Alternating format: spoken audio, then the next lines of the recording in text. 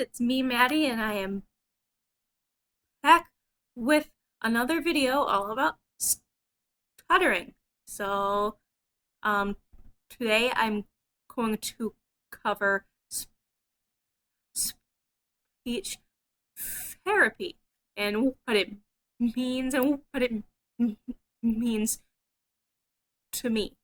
So, there are many types of speech therapy, as you can see from my super fancy whiteboard. Um, the the first one is stuttering modification. So modifying the way you stutter so it's not as tight and as tense and as as as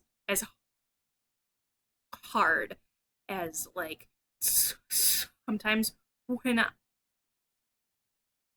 I stutter, it's really hard and tight. Um, the next one is devices, which could be electronic devices. Um, Lots of interesting things. I was once introduced to an audio feedback device that would go in my ear and it would feedback the own sound that I was making. Now, you might think now, why would that even help? There's a trick that works for some people who stutter, and choral reading with someone else often makes the stutter go away, kind of like with singing, where you're using a whole different part of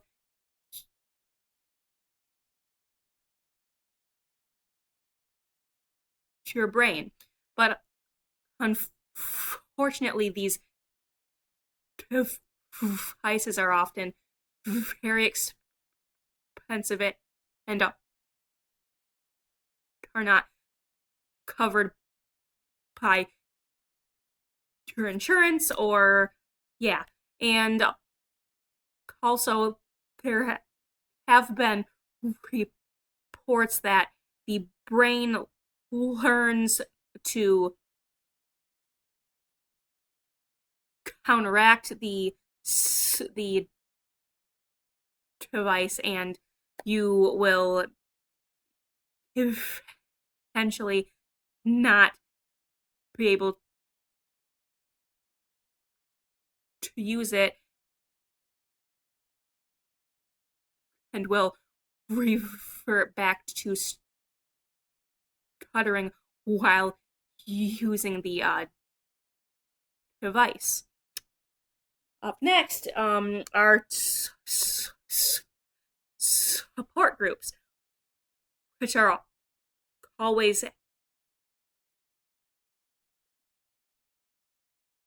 helpful in my opinion, at least. Lots of states have their own stuttering association, state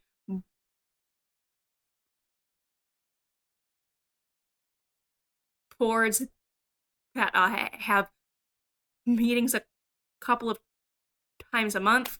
And one of my personal favorite support groups, which I would consider one, is Camp Shoutout, which is a camp based in Muskegon, Michigan, and it brings in speech therapists, counselors, and children who stutter to provide a fun-filled, a caring, and just a great atmosphere for making new friends and working on some therapy skills and just having an awesome time. I think that the camp experience is almost better than traditional therapy because you're realizing that you aren't the only person who stutters, and that's been really, really huge, huge for me. I've been going to camp since 2011 when it first started, and yeah, I couldn't imagine my life without camp, and I've had the privilege of now being a counselor, and I'll be returning for another year in a couple of weeks. So, and I'm super excited. The other type of therapy that is widely used and is often very, very helpful are breathing techniques. So learning to use your diaphragm instead of shallow breathing from your lungs. Now, personally, for me, I've found some relief using these techniques, but the issue is with with how much goes on in my brain daily with trying to talk and getting through the regular tasks of my day, I often can't can't use breathing actively while I'm talking to people because there's just so many other things that I'm thinking about. Um, and I think that's true of lots of therapy techniques.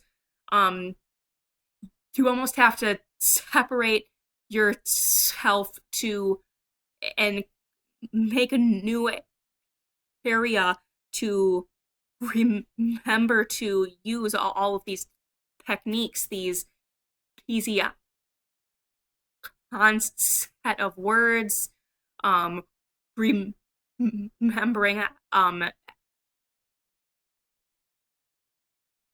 how to easily um, go into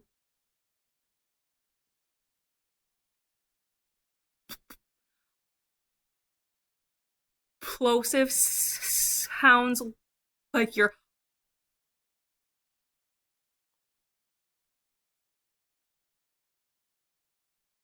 hard T's, hard P's. Like I'm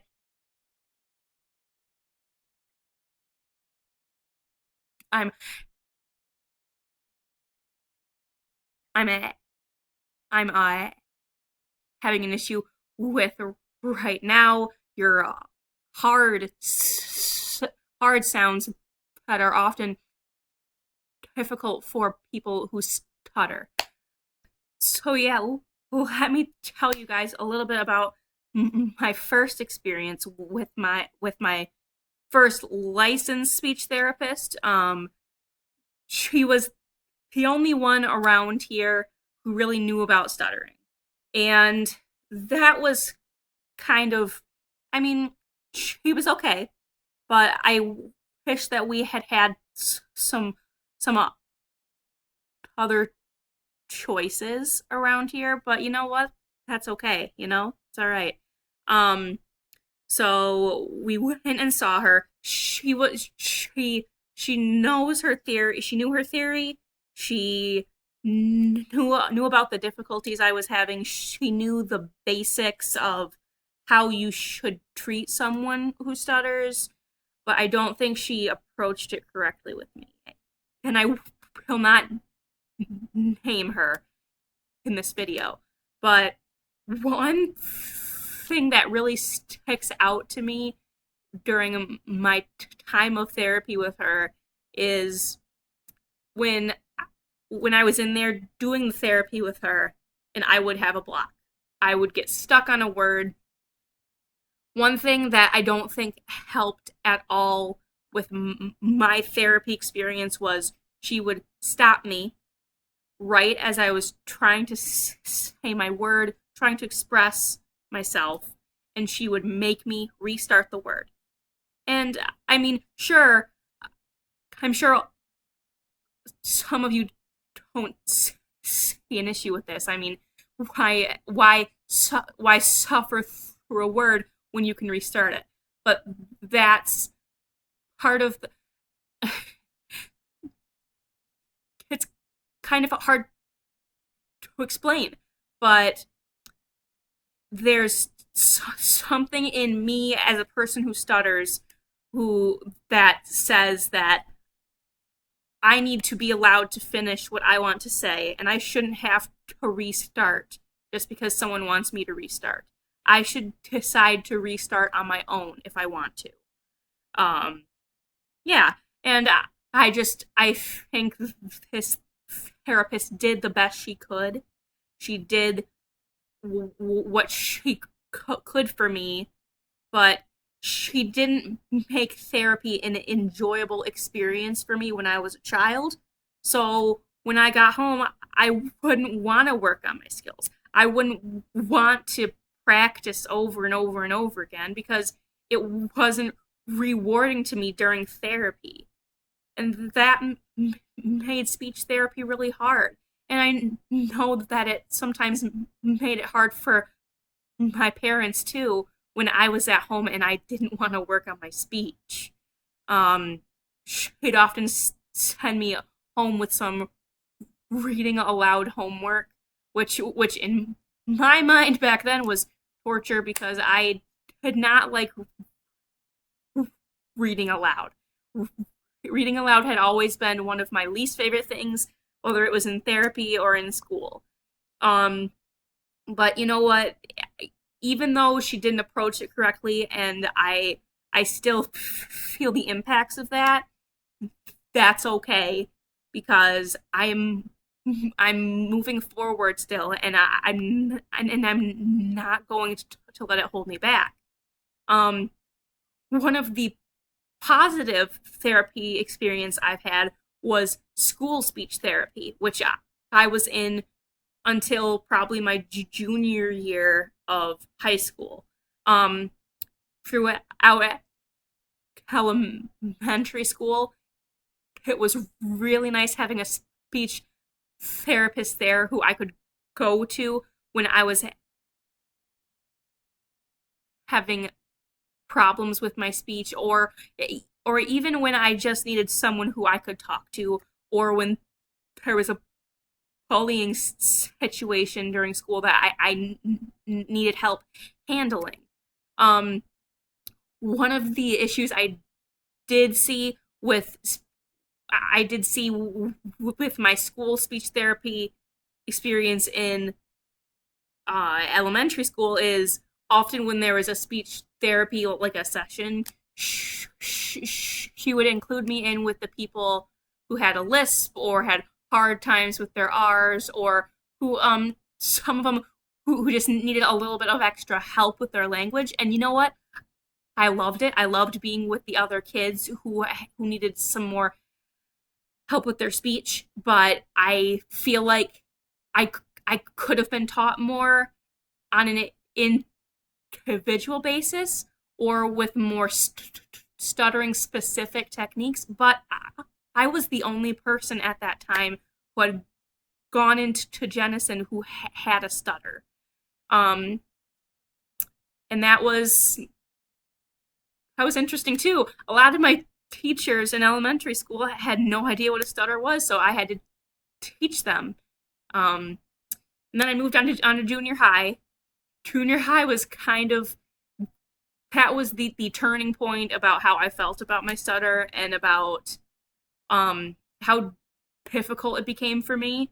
Um, so I went into junior high terrified because in my school district we have a ton of different elementary schools that all come together during junior high, and then you're with everyone at all the same time.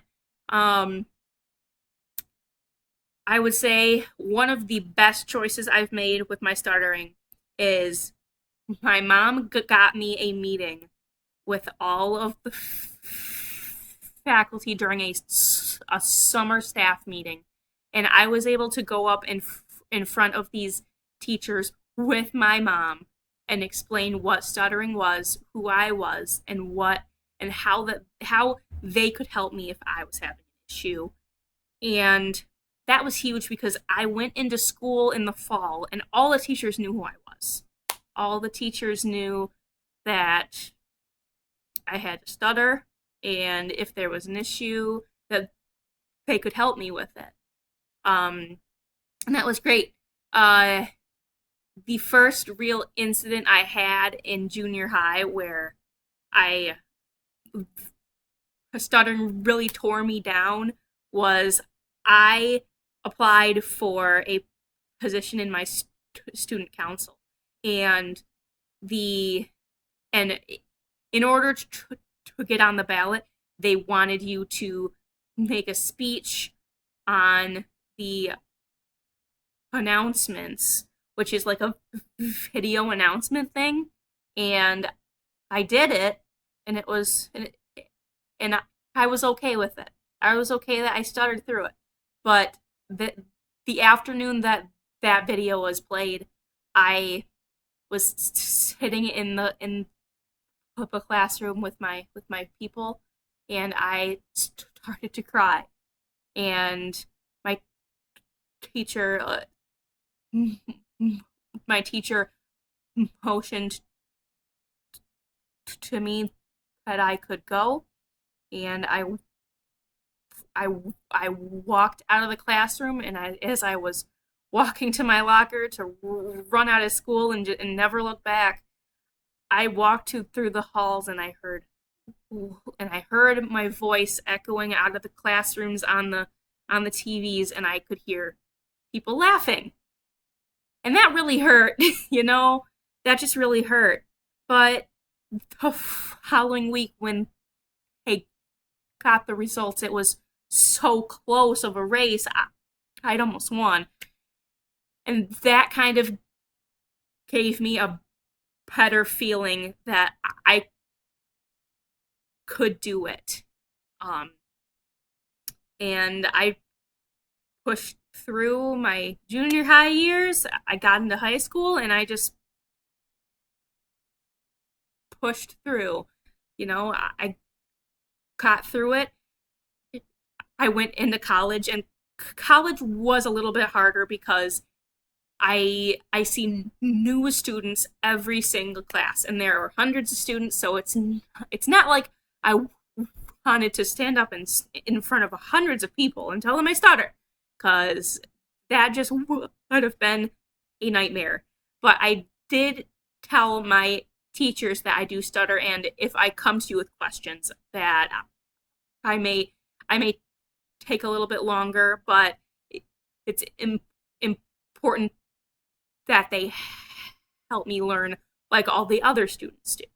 So that really helped a lot too. Making friends during college was very, very hard. I made a few who are still my friends now, and it's just it's always been hard trying to make friends as a person who stutters, because when I talk to people, I kind of feel like sometimes that I'm just wasting their time because I take too long or they can't understand me properly. And when I first meet people, my stutter is a lot worse.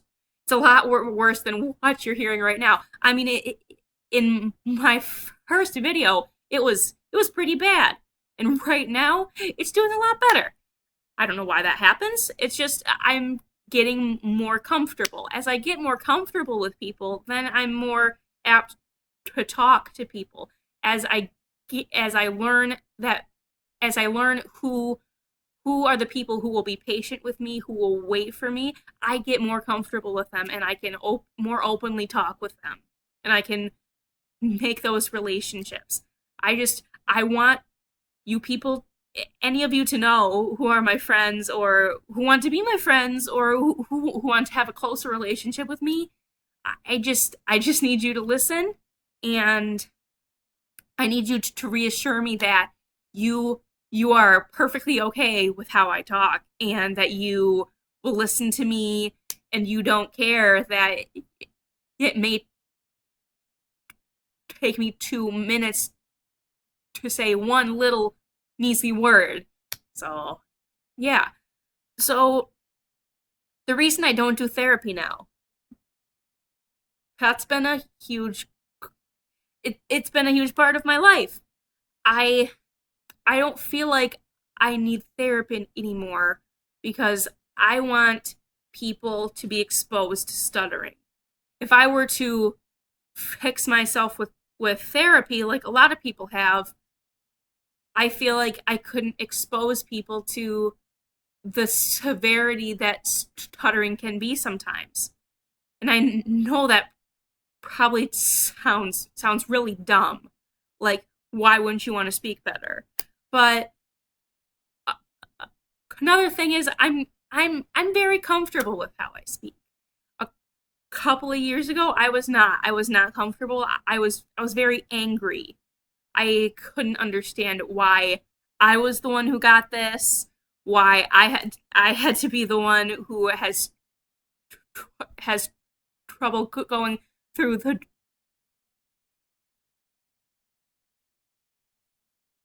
drive-through and answering the phone. I was angry, but I'm to a point now where I'm just gonna go out and do stuff. I don't care anymore. And if someone has the guts to laugh at me or to make fun of me, I will correct them.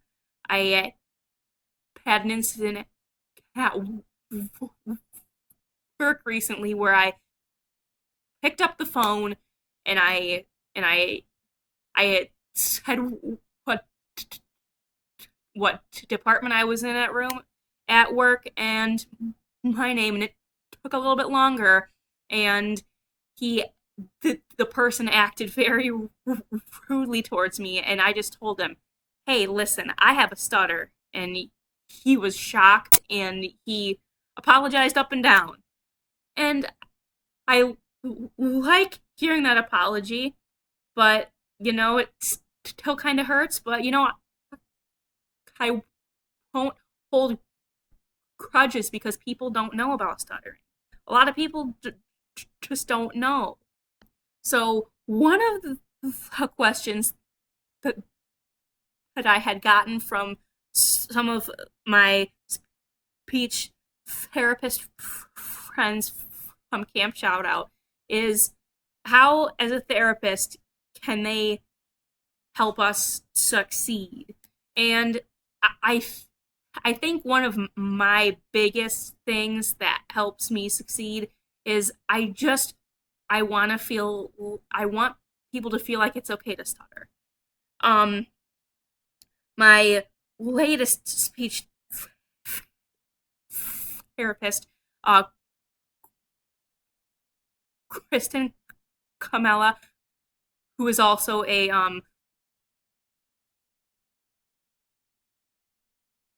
director of Camp Shout Out, really helped me to accept how I feel and accept that it's okay to stutter and that people need to wait and that it's not a bad thing that people have to wait for me to talk because it's okay. It's one of those things that we have to deal with and it's okay. So I think as a speech therapists can help us by just reassuring us that it's okay to stutter, it's okay to talk the way we do, and to just make therapy an enjoyable experience. Make therapy something that's rewarding, something that kids want to do, and just let the kids talk. Let them finish and then say, "Hey, maybe on those sounds that you were struggling with earlier, maybe you could do this. Maybe you could do this. How about we practice on that for a few minutes?" Just make them feel like you have all the time in the world for them, which is something that I wish that my first speech therapist had done for me. All right, so this has been my second video all about stuttering and therapy in this case. If you have any questions, if you want me to answer anything in future videos, be sure to leave those comments and questions down in the comments section underneath this video. And thank you for watching and keep on talking.